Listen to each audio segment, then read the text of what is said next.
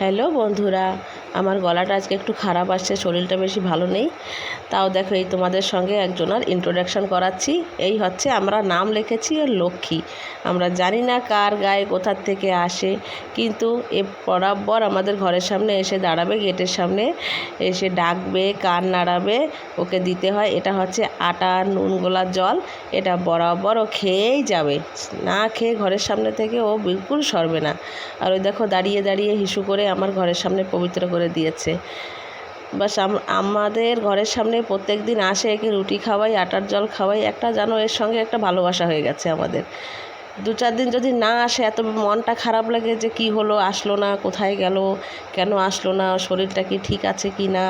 কখনো কখনো এর সঙ্গে এর বাচ্চাকেও নিয়ে আসে, কি যে ভালো লাগে দেখতে। ছোট্ট সঙ্গে সঙ্গে মায়ের সঙ্গে হাঁটতে হাঁটতে আসে, একটুখানি কিছু কলা ফল দিলে কিছু খেয়ে যায়। তো দেখো কি তৃপ্তি করে খাচ্ছে জলটা, আটার জলটা। এই আবারও খালি আটার জল বিলকুল খাবে না, নুন যদি না মিশিয়ে দাও, নুন কম হয়ে গেলেও খাবে না, সবই বোঝে। আর জানো কি, জানোয়ারদের খাওয়াতে এত বেশি শান্তি লাগে। ঘরের সামনে পাখি, কিছু ছাগল আছে, ডগিস আছে। আমরা চেষ্টা করি সবাইকে একটু একটু করে কিছু না কিছু দানা দিয়ে খাওয়ানোর জন্য। ভগবান যে আমাদের এত দিয়েছে, যতটুকু দিয়েছে তার ভেতর থেকে চেষ্টা করি। আমরা যেমন খাই ওদেরও খাওয়ার ইচ্ছা হয়, খিদা পায়। তো তোমরা সবাই একটু সাহায্য করো এদের, একটু যখনই দেখবে চেষ্টা করো খাইতে দেওয়ার জন্য। এখানেই শেষ করছি, আগে দেখাবো।